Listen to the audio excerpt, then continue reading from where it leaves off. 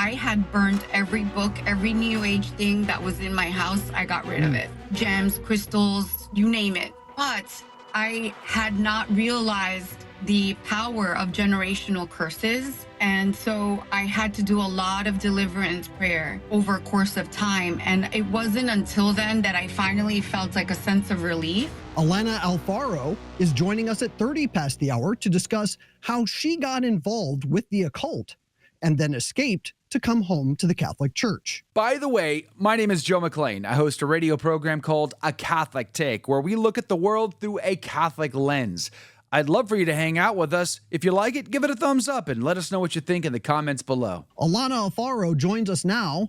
She is a former witch and medium who has since come home to the Catholic Church. You may have caught her interview with friend of the network, Angela Erickson. Tell us a little bit about how you got involved with the occult, what drew you into it.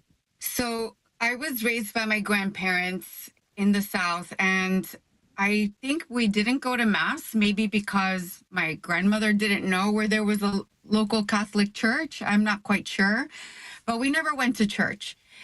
So I was very poorly catechized, and my grandmother did read the Bible every day, and she prayed the rosary every day. So I had that exposure, but that was really it.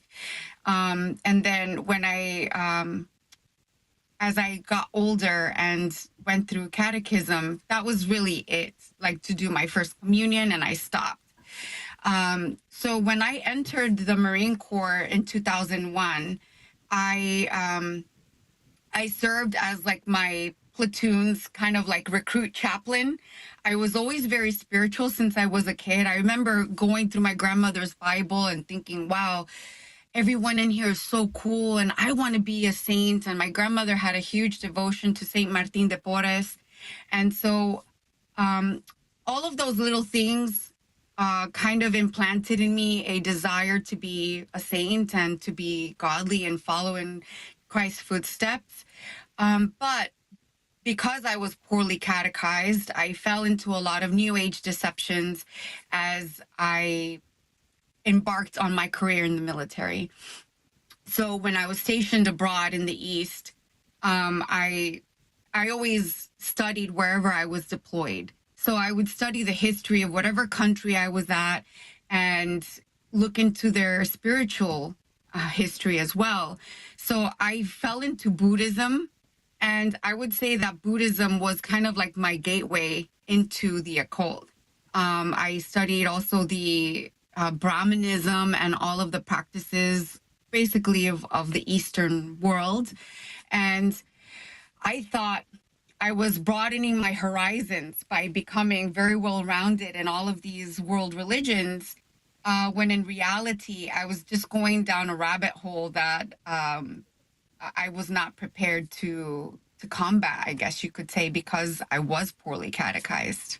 As you know, in Buddhism, meditation and departure from the self is very important. So lack of attachment to the self and to material things, which really called to me because I'm not a materialistic person. And now I find, okay, well, St. Francis of Assisi was like that, and Santa Teresa de Avila was like that. So I find a healthier alternative, or the correct alternative, right, for these kind of desires or affinities. But at that time, Buddhism spoke to me in that way. And what I have come to realize is that all of the deities or different Buddhas, just like the different gods and different religions, they're all demons. They're all just a deception for the one true God. And I think that once people come to that realization, it's easier to understand how all of these other religions, while they have some grains of truth and they have some beauty within them, Lucifer loves to masquerade as an angel of light, as a being of light and good. And so once you realize that these are all deceptions and they're demons, then you know to steer clear. So I definitely fell into that. And I also started communicating with other people who believed the same things, other mediums. And that's kind of how I went into the whole medium, tarot card reading, and you name it, I did it. You know, when it came to like directed writing, directed drawing, I did it all. Past life regression therapy, telling people about their past lives, all of which are deceptions, and we are warned in the Bible not to do. But unfortunately, once you go down this rabbit hole, you think that you're so much more enlightened and smarter than Bible thumping Christians, because you think you have knowledge that they don't have, when in reality, it's true. It's just that you've bitten the apple that you were not supposed to eat. One thing I would say is that I had an experience where I saw Jesus and I drew him. And when I showed because I'm an artist, and I showed my drawing to my peers, they were like, wow, that is definitely Christ. Amazing, beautiful. So I had this false Christ that I was attached to, I guess you could say. And I also, I was told by a fellow medium, because of my interest in wanting to have been a religious sister when I was younger, you have the spirit of St. Clair attached to you. We have to get rid of that.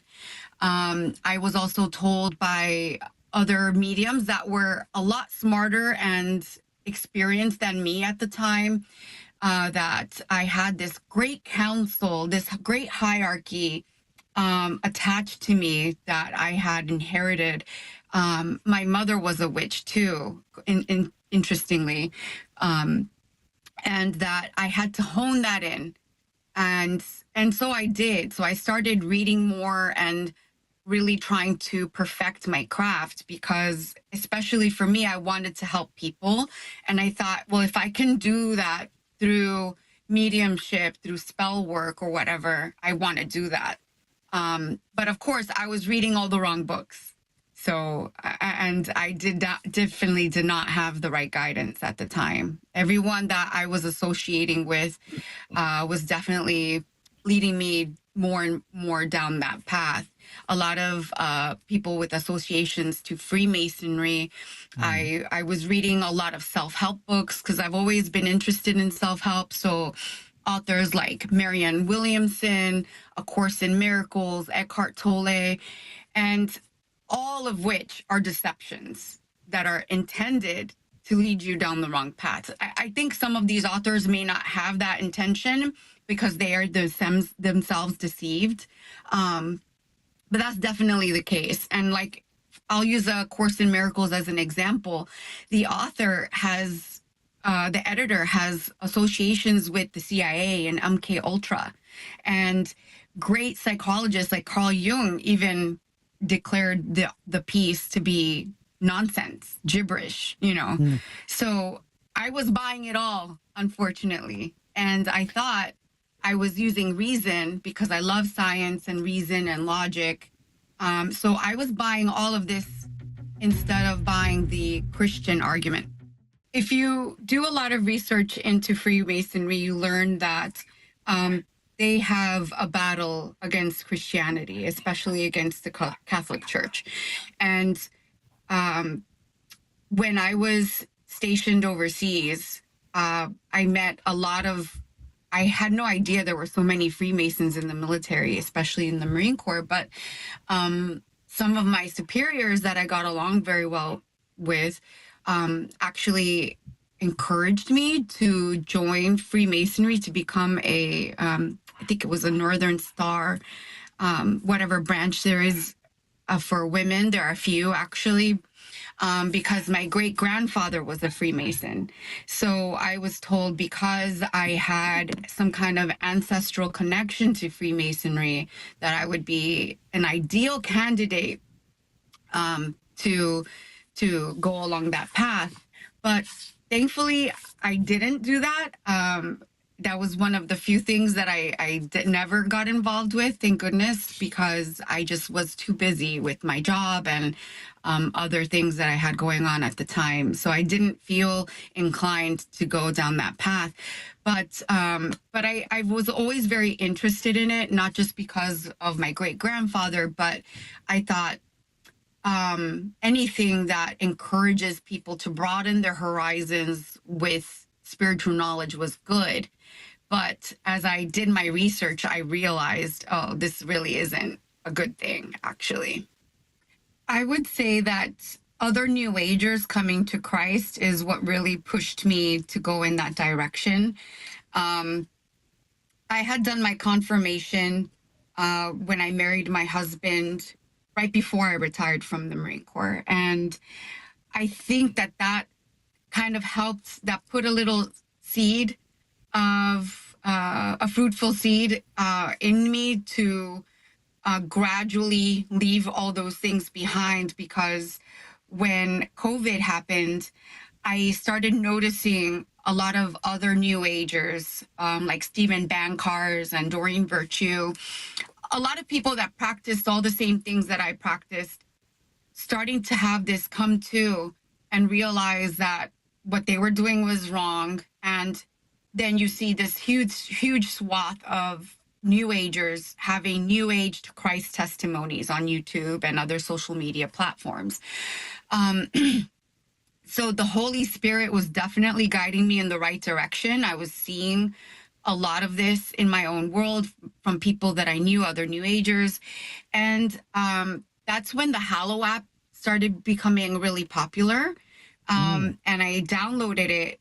And because I was able to listen to the Bible in a year and other things like Jeff Caven's, as I was working, as I was doing other things, I was learning finally the beliefs of the church. And so I'm a huge advocate of Hallow. And I started reading other books like The Imitation of Christ and things like that. And that's what kind of cemented everything for me, that I had to leave all those things behind and embrace my Catholic roots and go back home to Rome, as I say. And another thing, too, I also want to give a lot of credit to Father Carlos Martins, because I think the work that a lot of the exorcists do in exposing the demonic and the correlations of these New Age practices that seem harmless, like yoga and meditation and Reiki, they do a really great job of letting people know these are taboo, stay away from them, because once you start opening these doors and doing these practices, you're exposing yourself, you're left vulnerable. And unfortunately, unless you go down the route that I went through, or like a lot of other New Agers, you just don't get it. You don't see the harm in getting a tarot card reading or whatever. But these really experienced priests will tell you the same thing. So I'm very grateful for that. I had burned every book, every New Age thing that was in my house. I got rid of it. Gems, crystals, you name it. But I had not realized the power of generational curses. And so I had to do a lot of deliverance prayer over a course of time. And it wasn't until then that I finally felt like a sense of relief, because a lot of people that denounce the New Age somehow, some way end up going back. I never felt that pull. I never felt the need to consult tarot cards for anything. But it was when I did those deliverance prayers that I finally was able to feel that relief. Did you like that video? It's okay. You can admit it. It's perfectly fine. Hey, we cover the big stories of our day, from inside the church to outside the church to all points in between, and we do it from a Catholic perspective. It's called A Catholic Take. It's a radio program Monday through Friday. We live stream it right here on this channel, by the way, so make sure to subscribe, like, and share. We would be very grateful to you. And don't forget, you're going to want to watch this video right here because you don't want to miss anything.